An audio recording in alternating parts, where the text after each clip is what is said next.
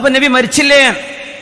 നബി വഫാത്തായ ദിവസം കൂടിയല്ലേ അത് ഒന്നുകൂടെ ആവർത്തിക്കുന്നു. മുമ്പ് നമ്മൾ പറഞ്ഞിട്ടുണ്ട്, വഫാത്ത് ആചരണം, ദുഃഖാചരണം എന്ന് പറയുന്നത് ശറഇൽ 3 ദിവസമാണ് ശറ അനുവദിച്ചത്. 3 ദിവസമേ ദുഃഖിച്ചിരിക്കാൻ പാടുള്ളൂ. ഒരാൾ മരിച്ചു കഴിഞ്ഞാൽ ദുഃഖ ആചരണം, ദുഃഖങ്ങൾ ഒരുപക്ഷെ കൊല്ലങ്ങളോളം നീണ്ടുവരും. പക്ഷേ ദുഃഖാചരണം, ആളുകൾ വന്ന് ആശ്വസിപ്പിക്കുന്ന ആ പരിപാടി 3 ദിവസമാണ് മഅ്സം. അത് കഴിഞ്ഞാൽ മഅ്സമില്ല. പക്ഷേ സന്തോഷത്തിന് അതിരുകൾ അല്ലാഹു വെച്ചില്ല.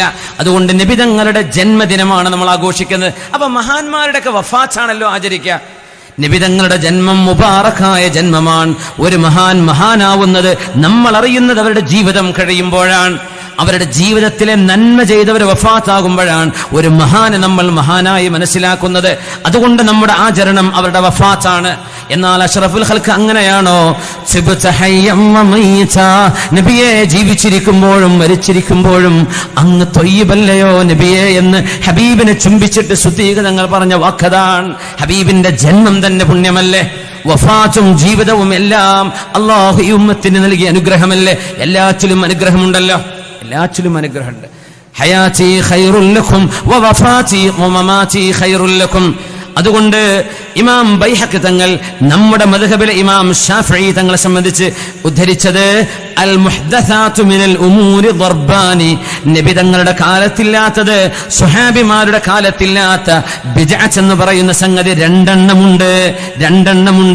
ബിദ്അത്ത് ദലാലത്തുണ്ട്, എന്നാൽ ബിദ്അത്ത് ദലാലത്തുണ്ട്, എന്നാൽ ബിദ്അത്ത് മുഹ്ദസത്തുൻ ഗൈരി മദ്മൂമ, ആക്ഷേപിക്കപ്പെടാൻ പാടില്ലാത്ത എത്രയോ നന്മകൾ നബിയുടെ കാലശേഷം ഉണ്ടായിട്ടുണ്ട്. അതുകൊണ്ടാണ് ഉമർ എന്നവർ നിഅമത്തിൽ ബിദ്അത്തു ഹാദിഹി എന്ന് പറഞ്ഞത്. ഇതെല്ലാം വഇദാ കാനത് ഫലൈസ ഫീഹാ റദ്ദുൻ ലിമാ മദാ. അതുകൊണ്ട് നമ്മുടെ ആരോപിക്കുന്ന ആളുകൾ നബിതങ്ങൾ ചെയ്തില്ലല്ലോ എന്ന് പറയുന്നത്, നബിതങ്ങൾ ചെയ്യാത്തത് ആർക്കും ചെയ്യാൻ പാടില്ല എന്ന അർത്ഥമില്ല എന്ന് ആദ്യമേ നമ്മൾ ചർച്ച ചെയ്തു കഴിഞ്ഞു.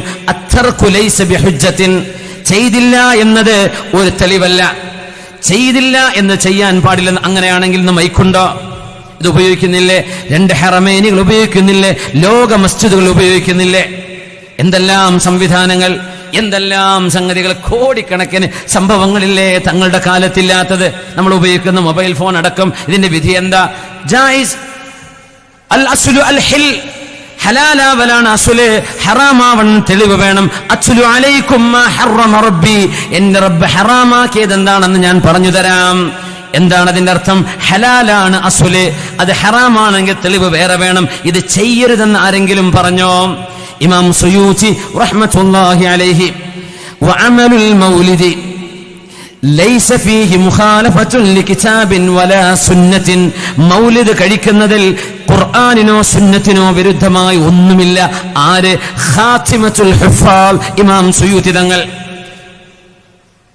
വലാ അസരിൻ വലാ ഇജ്മാഇൻ, പണ്ഡിതന്മാരുടെ ഏകാഭിപ്രായത്തിനോ സ്വഹാബത്തിന്റെ അസറിനോ നബിയുടെ സുന്നത്തിനോ അള്ളാന്റെ കിതാബിനോ വിരുദ്ധമായി ഒന്നും മൗലിദ് കഴിക്കുന്നതിലില്ല, നബിയുടെ ജനനം ആചരിക്കുന്നതിൽ ഇല്ല. ഫഹിയ ഗൈറു മദ്മൂമ, അത് ആക്ഷേപിക്കാൻ പാടില്ലാത്തതാണ്. ആര് പറഞ്ഞു? ജലാലുദ്ദീൻ സുയൂത്തി റഹ്മഹുല്ലാഹ്. കമാ ഫി ഇബാറത്തി ശാഫിഈ, ശാഫിഈ തങ്ങൾ അങ്ങനെയല്ലേ പറഞ്ഞത്? നബിയുടെ കാലത്തില്ലാത്തത് എല്ലാം ശിർക്കാണ്, കുഫറാണ്, ബിദ്അത്താണെന്ന് പറയല്ലേ.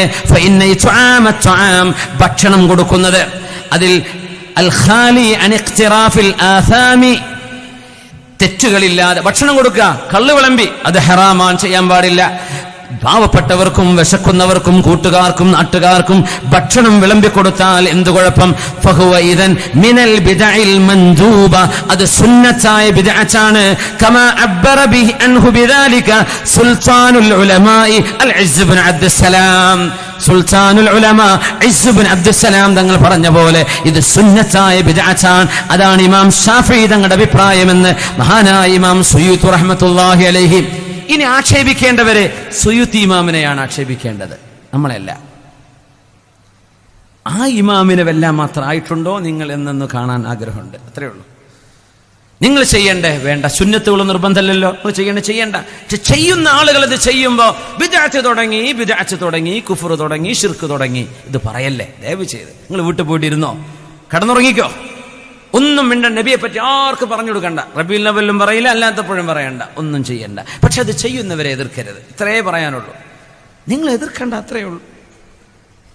ആലിമീങ്ങൾക്ക് അഭിപ്രായ വ്യത്യാസങ്ങൾ ഒരുപാടുണ്ടാകാം. പക്ഷേ ഇത്തരം ആലിമീങ്ങളുടെ പ്രമാണങ്ങൾ ഉണ്ടായതിന്റെ പേരിലാണ് നമ്മളത് ചെയ്യുന്നത്.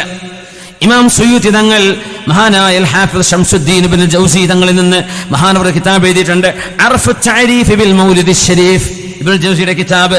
ഇന്നഹു സഹ, അതിൽ മഹാനവർ പറയുന്നത് നബിയുടെ മൂച്ചാപ്പ അബൂ ലഹബ്. ആരാണ് അബൂ ലഹബ്? ഖുർആൻ ഒരു സൂറത്ത് ഇറക്കിയില്ലയോ? തബ്ബത് യദാ അബീ ലഹബിൻ വതബ്, അബൂ ലഹബ് നശിച്ചു എന്ന് ഖുർആൻ എത്ര പറഞ്ഞു? അവൻ നരകത്തിലാണെന്ന് പറഞ്ഞു. ആ അബൂ ലഹബിന് നാളെ അദാബ്, നാളെ നരകത്തിന്റെ ശിക്ഷയിൽ എല്ലാ തിങ്കളാഴ്ചയും അല്ലാഹു ശിക്ഷയിൽ ഇളവ് നൽകുന്നുണ്ട്. അത് സ്വഹീഹായ ഹദീസാണ്. ലിയഅ്താഖിഹി സുവൈബ, സുവൈബ എന്ന അടിമ സ്ത്രീ, അള്ളാന്റെ റസൂല് ജനിച്ചു, നിങ്ങളുടെ അനുജൻ അബ്ദുള്ളക്ക് മുഹമ്മദ് എന്ന മോൻ ജനിച്ചു എന്ന സന്തോഷ വാർത്ത നബിയുടെ മൂച്ചാപ്പയും നബിയെ ഉപദ്രവിച്ച ആളുമായ അബൂ ലഹബിനോട് അബൂ ലഹബിന്റെ അടിമ സ്ത്രീയായിരുന്ന സുവൈബ ബീവി വന്ന് പറഞ്ഞപ്പോൾ അബൂ ലഹബ് സന്തോഷം കൊണ്ട് അവരെ സ്വതന്ത്രയാക്കി വിട്ടു. ആ സന്തോഷം പ്രകടിപ്പിച്ചതിന്റെ പേരിൽ കാഫിറായ അബൂ ലഹബ് ജൂസിയ ഫിന്നാരി ബിഫറഹിഹി ലൈലത മൗലിദിൻ നബി, അല്ലാഹുവിന്റെ റസൂൽ ജനിച്ച ആ രാത്രിയിൽ ആ പെണ്ണിനെ സ്വതന്ത്രയാക്കി സന്തോഷം കാണിച്ചതിന്റെ പേരിൽ നരകത്തിൽ എല്ലാ തിങ്കളാഴ്ചയും അല്ലാഹു അബൂ ലഹബിന് ശിക്ഷയിൽ ഇളവ് കൊടുക്കുന്നുണ്ടെങ്കിൽ ഫമാ ഹാലുൽ മുസ്ലിം അൽ മുവഹിദ് മിൻ ഉമ്മത്തി മുഹമ്മദിൻ, മുഹമ്മദ് നബിയുടെ ഉമ്മത്തിലെ മുസ്ലിമീങ്ങളുടെ അവസ്ഥ പിന്നെ എന്താണ്? കാഫിറിന് പോലും അബൂ ലഹബ് നരകത്തിലാണെന്ന ഖുർആനിന്റെ വ്യക്തമായ പ്രഖ്യാപനമാണ്. ഖുർആനിന്റെ നസ്സുൻ സ്വരീഹുൻ വാളിഹ്. എന്നിട്ട് പോലും നാളെ അല്ലാഹു നരക ശിക്ഷയിൽ നിന്ന് അബൂ ലഹബിന് എല്ലാ തിങ്കളാഴ്ചയും ഇളവ് കൊടുക്കുന്നുണ്ടെങ്കിൽ യുസറു ബിമൗലിദിഹി വയബ്ദുലു മാ തസ്ലു ഇലൈഹി ഖുദ്റതുഹു ഫീ മഹബ്ബതി, നബിയെ ഇഷ്ടപ്പെടാൻ, നബിയോട് സ്നേഹം കാണിക്കാൻ പിഞ്ചുമക്കൾക്ക് റോഡരികിൽ ജ്യൂസ്, വെള്ളം, മിഠായി, മധുരം, ഭക്ഷണം ഇത് വിതരണം ചെയ്ത് മൗലായ ചൊല്ലി സ്വലാത്ത് ചൊല്ലി പോകുന്ന മക്കൾക്ക് ആ പരിപാടിയിൽ സന്തോഷത്തോടെ കൂടുമ്പോൾ എങ്ങനെയാണ് നിങ്ങൾ അതിനെ എതിർക്കുന്നത്?